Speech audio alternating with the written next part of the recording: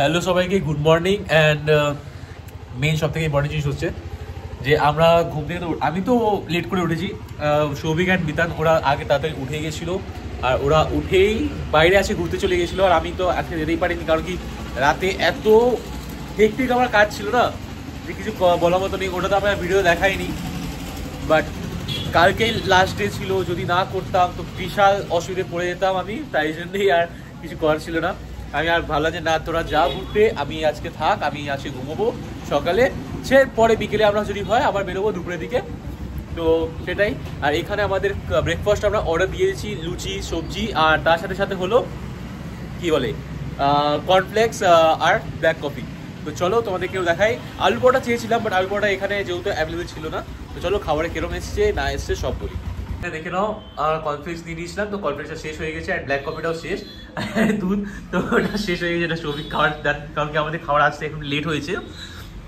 তো পুঁই সবজি আমরা এখানে 4 প্লেট নিয়ে নিয়েছি, 2 প্লেট বিতানে, 2 প্লেট আমার, যেহেতু আমাদের 1 প্লেটে পেট ভরবে না।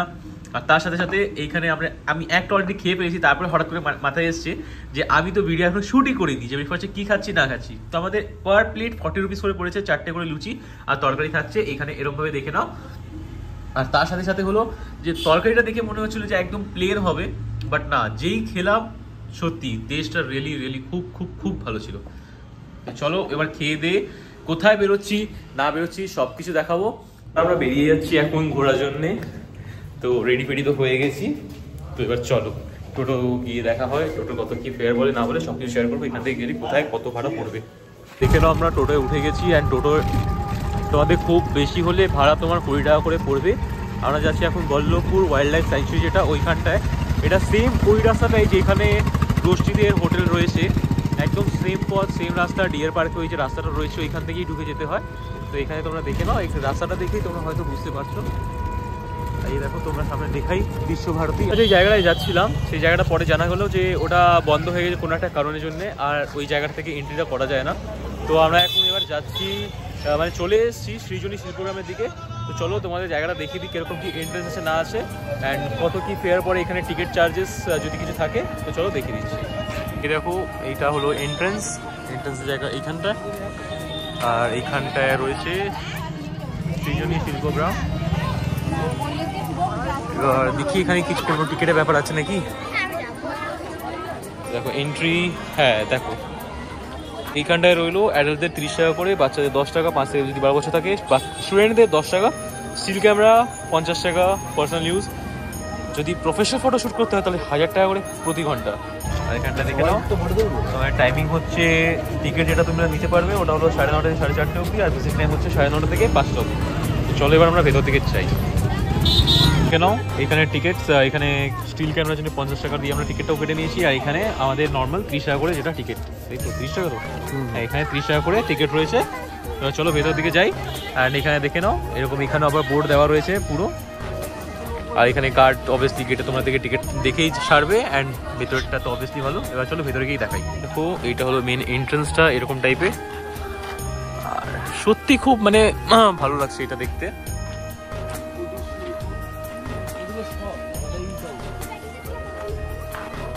এই দেখো এইখানে সব হ্যান্ডিক্রাফট জিনিসও তোমার তৈরি করা। এখানে হচ্ছে পুতুল ঘর, এর আমরা যাচ্ছি পুতুল খেলতে, পুতুল ঘরে পুতুল দেখবো। আর এখানে বাংলা ক্যালেন্ডার, বেঙ্গলি ক্যালেন্ডার এখানে রয়েছে। এই দেখো, চলো দেখি পুতুল দেখি। নাইস।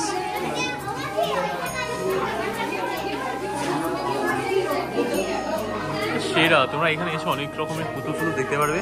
অ্যান্ড তার সাথে নাটকে যেরকম টাইপের পুতুল ইউজ করা হয় না, ওরকম টাইপের এগুলো পুতুল রয়েছে। ও নারায়ণ লক্ষ্মী, এইখানটায় হচ্ছে গরুর, আর এখানে প্যাঁচা। খুবই ভালো, খুব খুব খুব ভালো লাগছে। আর তার সাথে সাথে এখানে দেখো দুর্গা ঠাকুর। এইটা দেখে আমার কিন্তু একটা জিনিস মনে পড়লো, এই দেখছো এটা, এই দেখো ভালো আরও বুঝতে পারবে।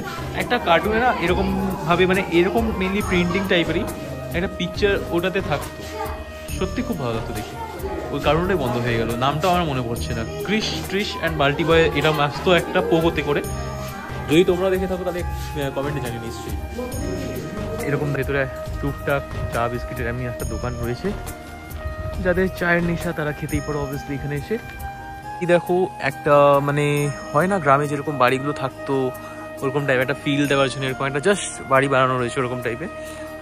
তো গিয়ে দেখি মানে ওরকম টাইপের কি একদম করা আছে না কি কি আছে ভেতরটায়।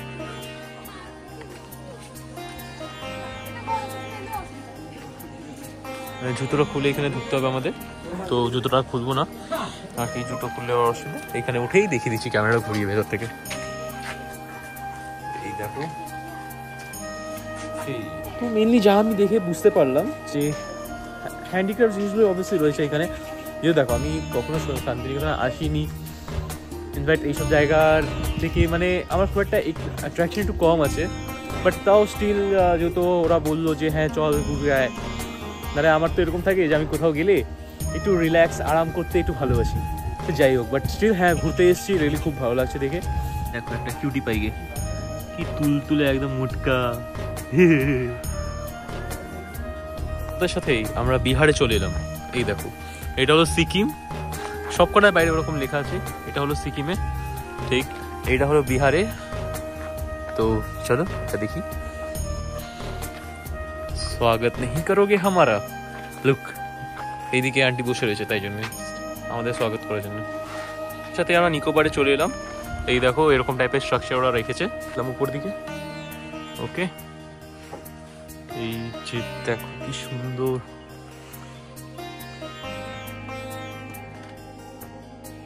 রিয়েলি ভালো, খুব ভালো।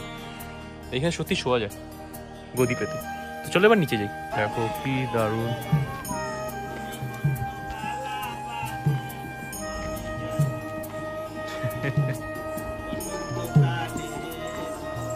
এখানটায় গান হচ্ছে, দেখে নাও। এরকম টাইপের অনেক মানে যেরকম সোনাঝুরিতে আমরা দেখেছি সেরকমই দোকান, বাট হ্যাঁ তাদের থেকে একটু এখানে কালেকশন যেটা আমরা দেখলাম না সেটা একটু বেশি রয়েছে।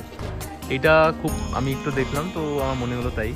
তোমাদেরও হতে পারে যে সোনাঝুরি হাটটাই বেশি পছন্দ হতে পারে, যেহেতু এখানে অনেক আরও বেশি দোকানগুলো ভর্তি, কিন্তু এইখানেও কিন্তু দোকানের কমই না, দোকানে এইখানেও আছে অ্যান্ড ভালো কালেকশন আছে। তো এবার ট্রাই করতে পারো। আর আমাদের এখান থেকে এই একটা হলুদ পাঞ্জাবিটা খুব খুব খুব ভালো লেগেছে।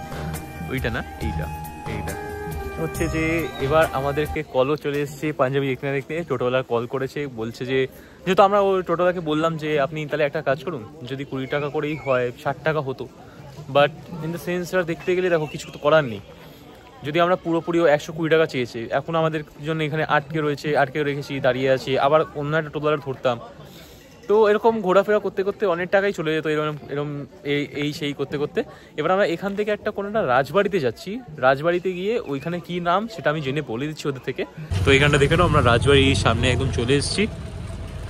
আর এই দিকটায় মনে হচ্ছে কালীবাড়ি টাইপের কিছু রয়েছে। এই তো এইখানটা থেকে এন্ট্রি, কেন রাজবাড়ির সামনের গেটটা, এইখানে পাশে এরা বসে টিকিট দিচ্ছে 10 টাকা করে, এখানে আমাদের টিকিট। সেটাই তো, আর কি বলবো আমি, রাজবাড়ির মতো দেখতে, কালারটা একটু ভালো করতে পারতো, ব্যাস একটু লাল। মন্দিরটা যাওয়াটা প্রেফার করবো